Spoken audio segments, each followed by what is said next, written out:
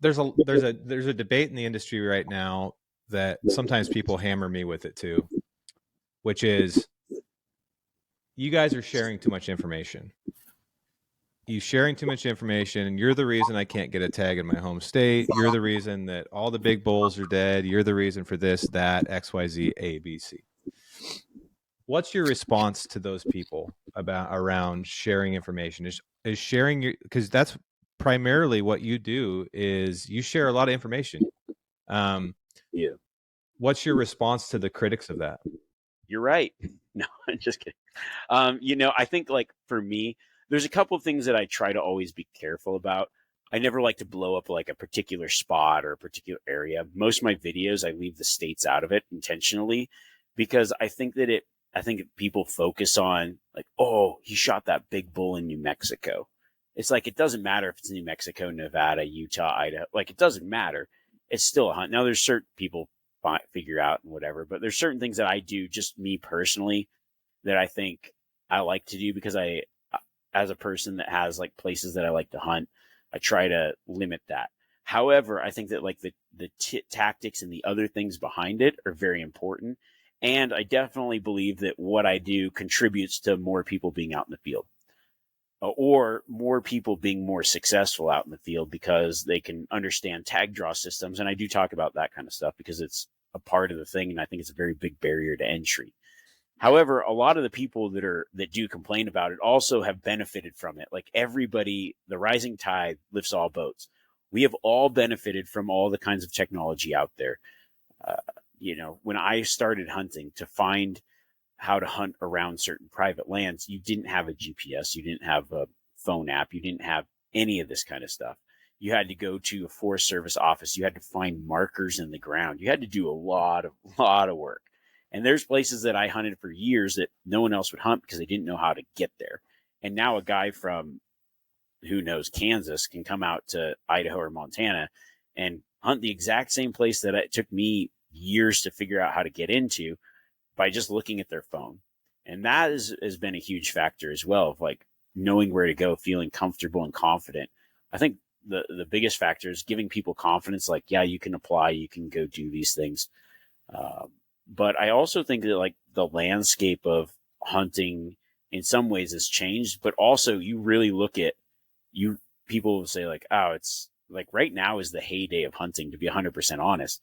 You look through the things that the animals that have been taken, the populations of a lot of different species.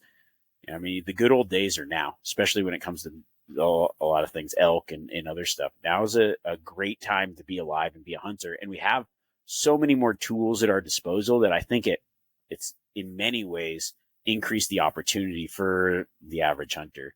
I don't see it as a bad thing. Like when when an issue comes up that's like trying to get rid of hunting in Montana or New Mexico or wherever, who are the people that are most vocal and most supportive of? The people that have experienced it.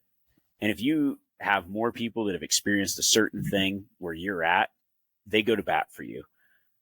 I think that that's only a good thing for hunters because, I mean, it's like we've talked about it before, but hunting is not a right in most places. It's just, it's a privilege that we get to do. And so unless it can be taken away as much as it can be given. And that's a scary, scary thing. Yeah, yeah, it's definitely the side of the argument that I stand on as well. But it just seems like, especially over the last couple of years, there's a lot more. There's a lot more. There's people that are pretty vocal about the fact that people like you and 10, 15 other high profile individuals are ruining hunting by sharing information. And they have what they believe is a strong argument to that. But I kind of I think about it. I got a call here a couple months ago, Remi, from a really good friend of mine who's like, "Hey, I don't think what you're doing is doing good things in terms of like promoting certain companies and sharing information and stuff." And I'm like, "Oh yeah, what's up? Why?" And they told me that they, why should people, I had to work for all my information. Why should people have all this access to all this information? Where to go, what to do, what gear to take, like what units have this trophy or that trophy, like all the different things that we can do now, the maps of this, it ruined hunting. And we should go back to the old days where everybody has to put in their own work and this and that. I'm like, okay, I hear you. And like philosophically, I see what you're saying. Like, yeah, like we want people to work, but to your point, it's like you can't tell me you haven't benefited from information and technology. If you try to tell me that, like you better be living in a cabin with no internet, no iPhone, no compound bow, no modern rifle, no books, no videos. Like, come on, let's be real, right? Like Yeah. when you and I were growing up, we were benefiting from people like Primos and Larry D. Jones and Jim Shockey and all of these people that were doing things and failing and learning and doing seminars every weekend and putting out tapes. And like it's just, I think maybe, and I'd love your thoughts on this, Remi. I think maybe that where people struggle is like with each generation, it's like, oh, God, we should go back to the old days. It's like, well, dude, the old days weren't 2010. Right. You're just the old guy saying that now, but the people that are just getting into hunting, this is the good old days. Like you said, populations are doing reasonably well in most places. I mean, and to also to your point, I do think it's pretty comical when people are like, you just can't kill big animals anymore. That they're all, it's like, well, I don't know, man. Pay attention. The same guys are killing pretty good animals, and Yeah. I mean, there's I still was world actually, records being set every oh, year. I mean, I just like the world record Roosevelt was just crowned last week in Reno, Nevada, and for years I've heard, oh, you can't, that record will never be broken. It'll never be broken. It's like, well, it just got broken, and that bull probably lived for 10 years right under your nose. So